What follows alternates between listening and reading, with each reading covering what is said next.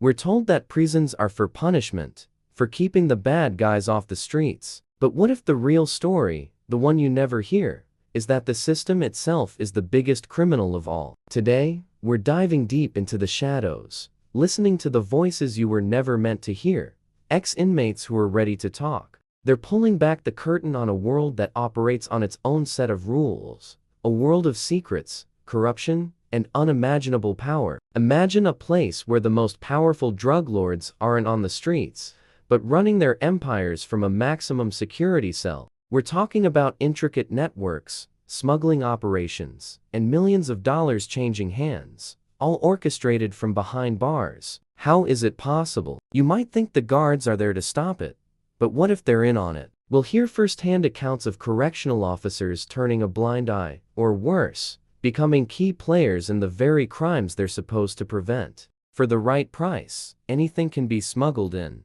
Phones, drugs, even weapons. It's a business, and everyone has a price. This isn't just about a few bad apples. It's about a culture of silence and survival. We'll explore the unwritten codes that govern daily life, where alliances are currency, and a wrong look can be a death sentence. Former prisoners will reveal the shocking hierarchies, the secret economies that thrive on contraband, and the psychological games that are played every single day. They'll talk about the so-called rehabilitation programs that are often just for show, and how the system can break a person down, or paradoxically, teach them to be a better, smarter criminal. These stories aren't just sensational tales. They're a stark look at a broken system. A system where power is abused, where secrets are buried, and where the lines between right and wrong become dangerously blurred. The secrets of the prison world are finally coming to light, and what you're about to hear will change everything you thought you knew about justice in America.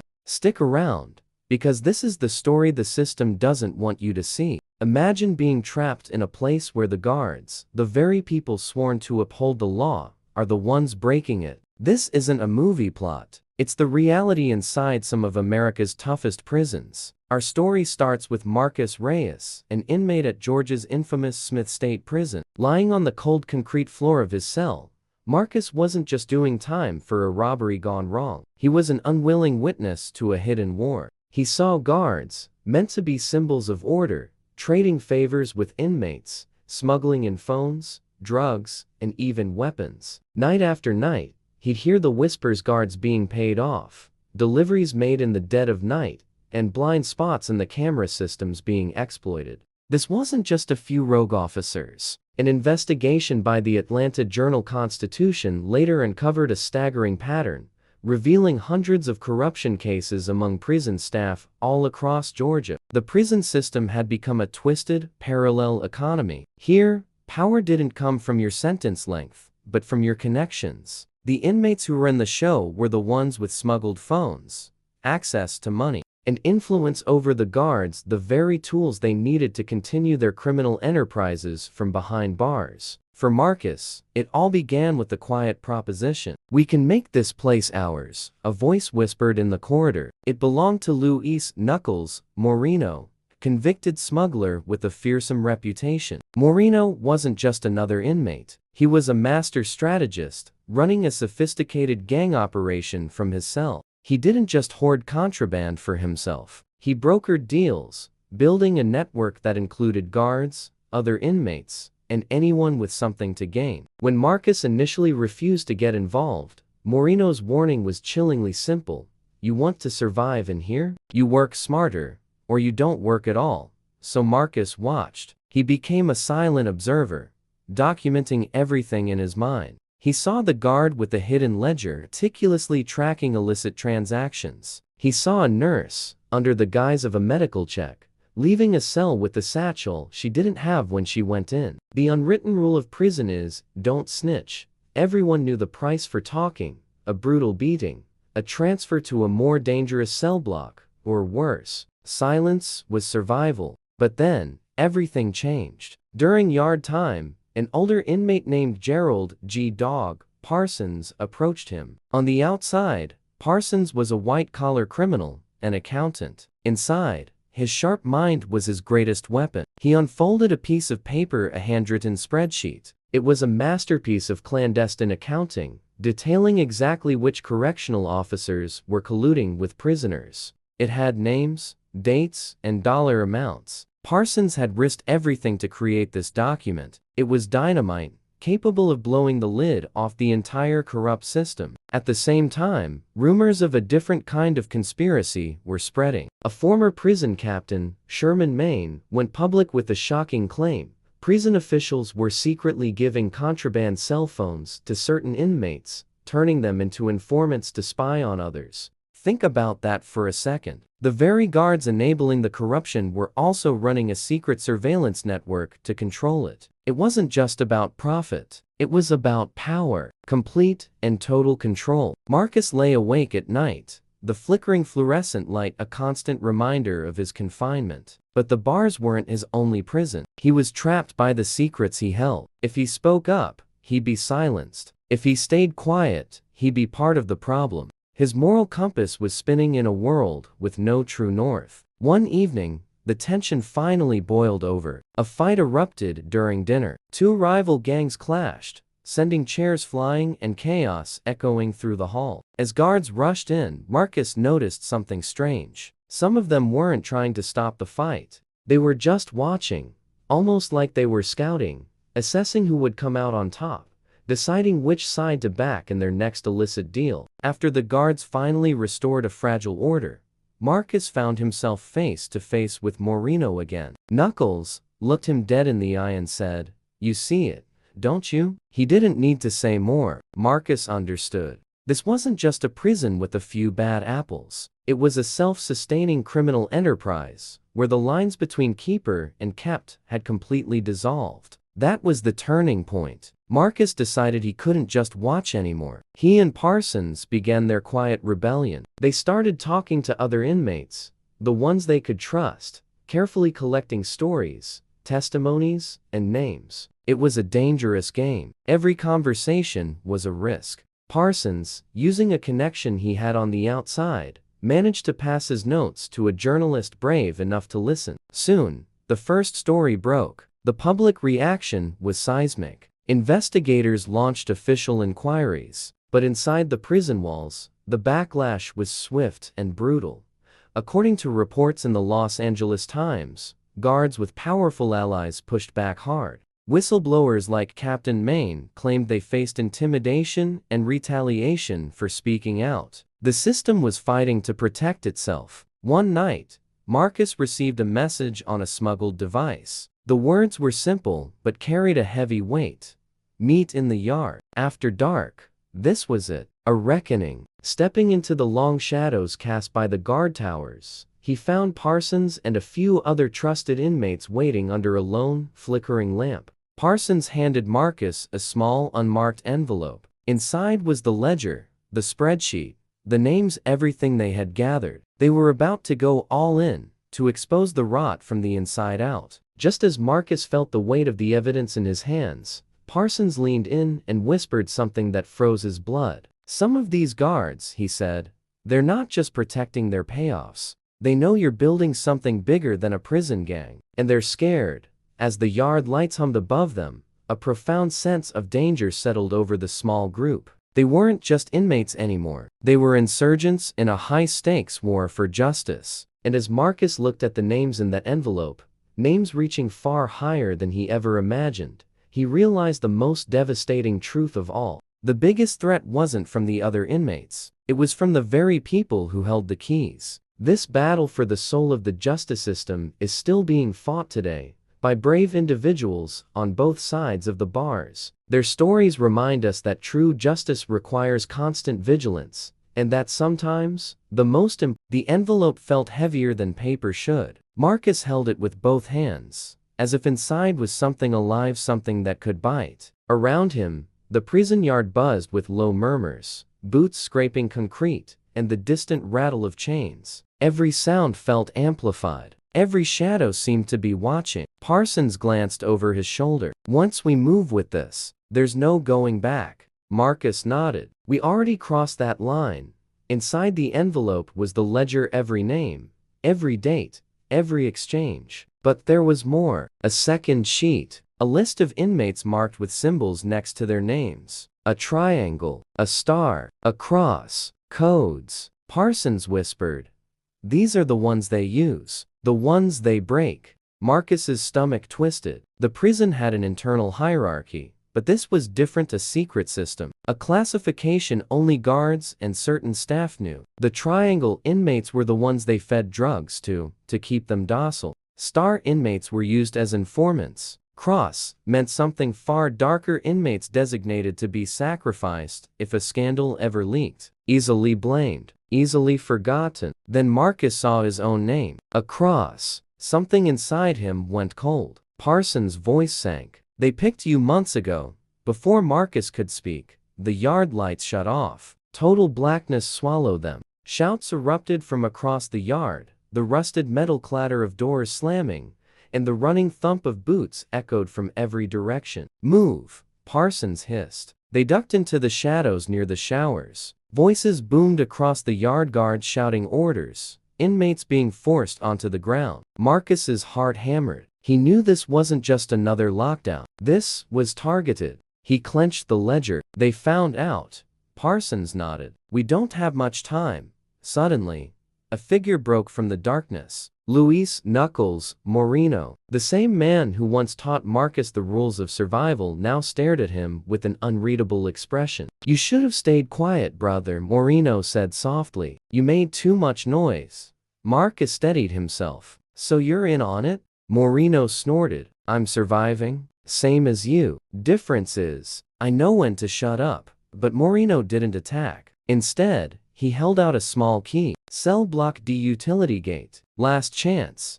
Parsons looked stunned. Why help us? Moreno shrugged. Because they marked me too. He tapped his chest. Cross. The air grew thick with tension. Marcus pocketed the key and whispered.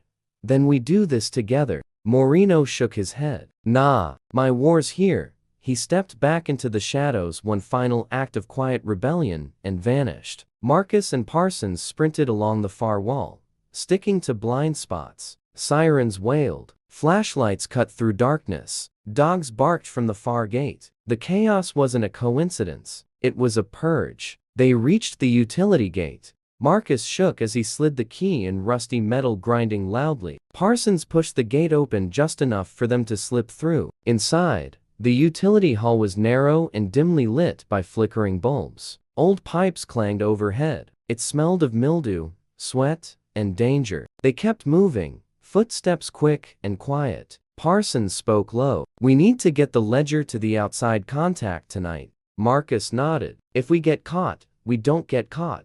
Halfway down the hall, they heard boots pounding behind them. Fast, aggressive. Marcus shoved the ledger into his waistband. Parsons took the lead, pushing through another door into a maintenance room stacked with cleaning supplies. We hide, Parsons whispered. Let them pass. But the boots didn't pass. They stopped right outside the door. A guard's voice cut through the silence. Open the door, now. Parsons's breath hitched. Marcus raised his fists instinctively. The door handle rattled. A second guard grunted.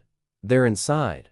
Marcus braced himself. The moment the door cracked open, a deafening boom exploded above them. The lights went out again. Darkness, confusion, yelling. A sprinkler pipe had burst, or had it been rigged? Water rained down in sheets, blinding them, drowning out the guards' commands. Marcus grabbed Parsons. Go. They pushed through another door and stumbled into the laundry facility, a giant, noisy maze of machines and steam. Inmates working the night shift froze at the sight of them, then went back to work, heads down. Nobody wanted trouble. Parsons spotted a laundry cart. Get in, now. Marcus didn't hesitate. Parsons grabbed the handles and started pushing. They weaved between washing machines, stacks of uniforms, and workers who pretended they saw nothing. Two guards burst in moments later. Flashlights scanned the room. Parsons pushed casually, whistling off-key, blending in with the rhythm of the machines. A guard barked.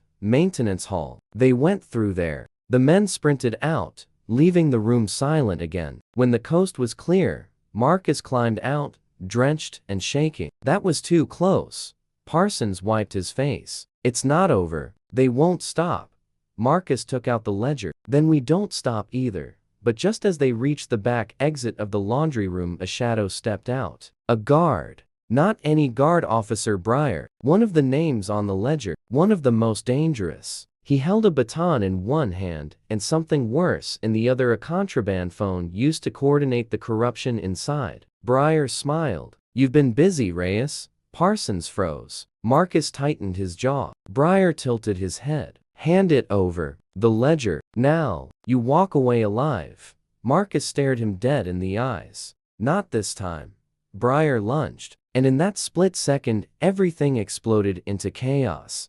Officer Breyer swung the baton with the speed of someone who'd done this 100 times before. I barely dodged, feeling the metallic wind graze my cheek. The laundry room erupted into chaos. Steam hissed from ruptured pipes, machines rattled violently, and the sharp echo of Breyer's boots on the concrete floor filled the space. Parsons grabbed a metal hanger pole and swung, catching Breyer in the ribs. The guard stumbled, but only for a moment. His face twisted into a snarl. "You two think you're whistleblowers?" He spat. "Your liabilities." Breyer lunged again. This time he connected with Parsons, a brutal blow to the shoulder that sent him crashing into a pile of dirty uniforms. Parsons cried out, clutching his arm, his face a mask of pure agony. That was it. I charged Breyer with everything I had. We slammed into a washing machine, knocking it completely off balance. Steam burst from its side with a deafening hiss. The clang reverberated through the room, and Breyer's baton clattered away across the floor.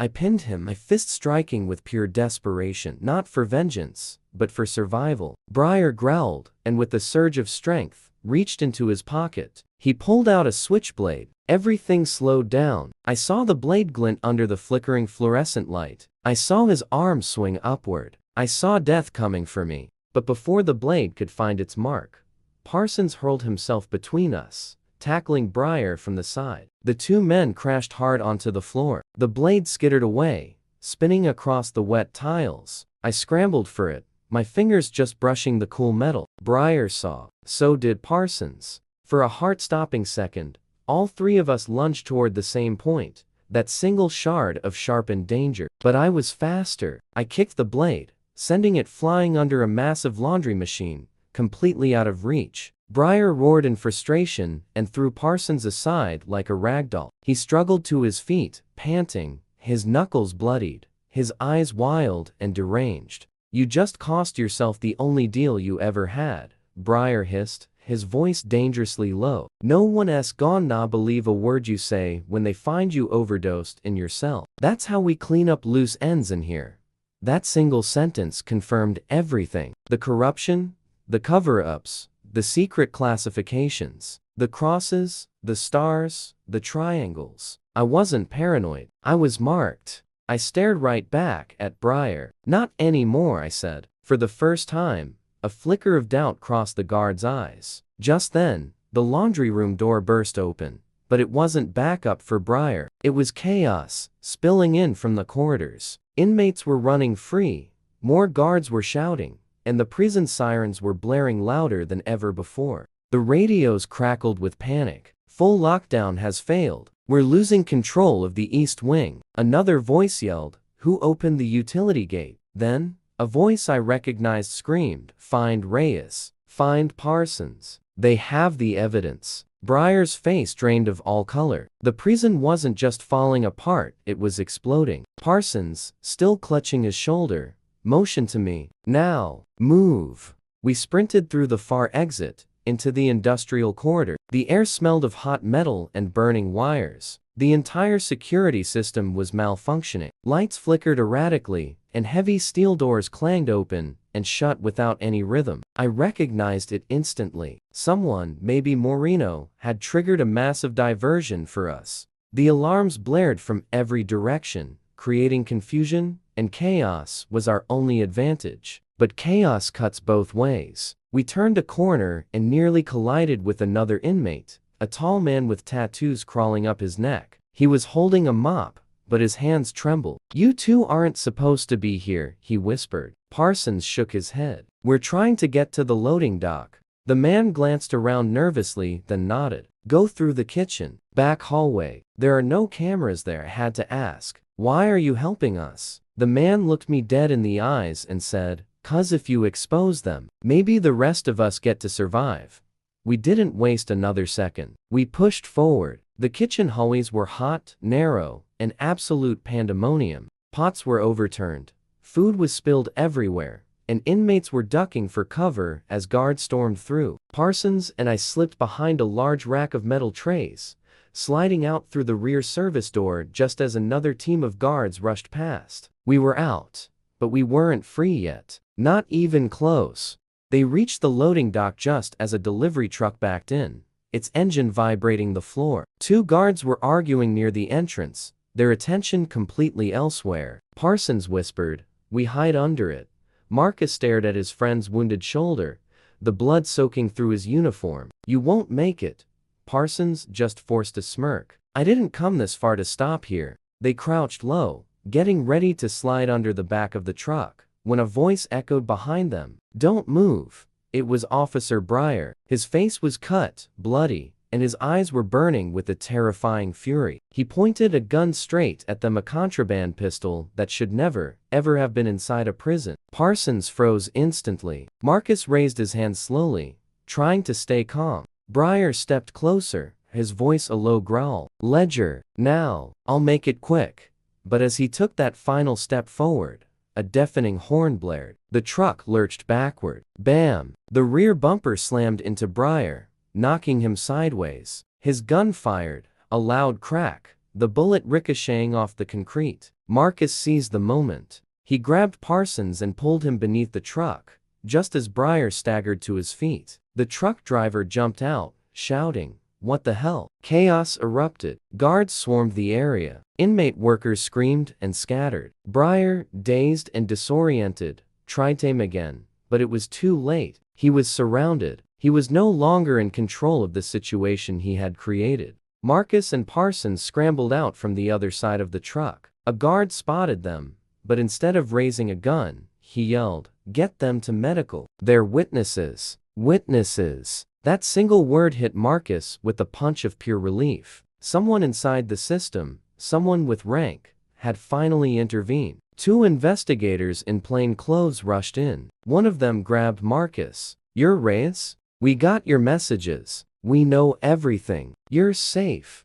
Safe. For the first time in years, Marcus actually believed it. They were escorted out of the loading dock, past panicked guards, past inmates shouting through the fences, past the crumbling system that was collapsing under its own corruption. As they were driven away in an unmarked SUV, Marcus held the ledger tightly in his lap. The sun was rising, orange and soft, warming the world outside the prison walls. Parsons leaned his head back, his eyes closed. "We did it," he whispered. Marcus nodded slowly. "Yeah, but it's not over, is it?" The investigator in the front seat answered quietly, without turning around. "No, not even close. Because the people you exposed, some of them are still out there." Marcus stared out the window as the prison shrank into a tiny shape in the distance. A system built on silence had finally been forced to speak. But the story doesn't end there. 3 months later, long after the investigations began, long after Breyer was arrested and the prison staff was completely reshuffled, another inmate at a different facility was found dead. Same symbols, same method, the exact same cover-up pattern. The corruption wasn't just in one prison. It was networked. It was a web that stretched far beyond those walls. Marcus felt a cold chill crawl through his body when he heard the news. He whispered to himself, "This was bigger than us." And if this story rattled you to your core, you are not ready for the next one. Hit that subscribe button so you don't miss what comes next.